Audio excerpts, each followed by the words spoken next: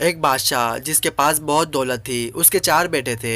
ایک بار وہ بادشاہ بہت سخت بیمار ہوا، بہت علاج کرایا مگر کچھ فائدہ نہ ہوا۔ جب اس بادشاہ نے اپنا بچنا محال دیکھا تو سوچا میری جو بھی ملکیت ہے وہ اپنے لڑکوں میں تقسیم کر دو، کہیں ایسا نہ ہو میرے بیٹے میرے مرنے کے بعد آپس میں لڑ کر جدا ہو جائے۔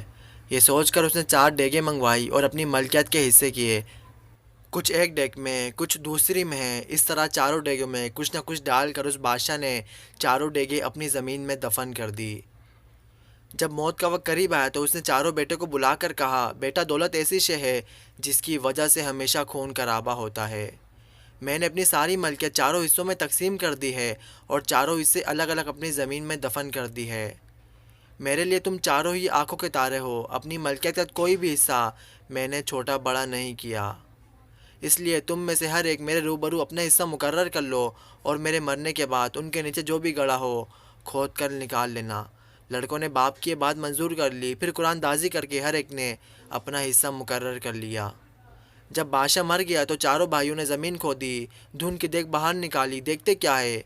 کیا دیکھا؟ ایک دیگ میں ہیرو جواہر رکھے ہیں، دوسری دیگ سونے سے بھری ہے، تیسری دیگ میں کچھ بھی نہیں، ایک میں صرف مٹھی بھر مٹی پڑی ہے اور دوسری میں 2 4 سوکھی ہڈیاں۔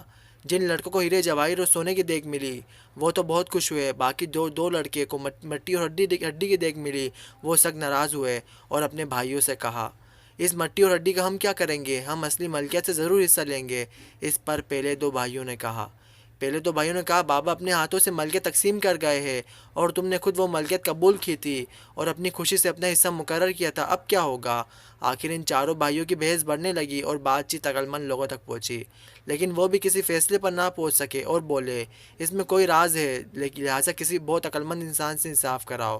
سبھی بھائی اس پر راضی ہو گئے اور کسی عقلمند شخص کو تلاش کرنے لگے۔ وہ ملک کے کسی فقیر عقلمند کے پاس انصاف کے لیے گئے۔ عقلمند پہلے ان کی بات سن کر سوچ میں پڑ گیا، پھر ایک دم خوش ہو کر بولا، تمہارے باپ نے بالکل صحیح فیصلہ کیا ہے۔ ہیرے جواہر والا ہیرے جواہر لے لے، سونے والا سونے لے لے، جسے مٹی کی دیگ ملی ہے وہ باپ کی زمین سنبھالے اور جسے ہڈیاں ملی ہے وہ چوپاہے کا مالک ہے۔ فقیر کا یہ فیصلہ سن کر 4 بھائی بہت خوش ہوئے اور اس کا شکریہ ادا کیا۔ 4 بھائی اس فقیر کی عقل مندی کی تعریف کرنے لگے اور دعائیں دیتے ہوئے گھر آ پہنچے اور آپس میں خوشی خوشی رہنے لگے۔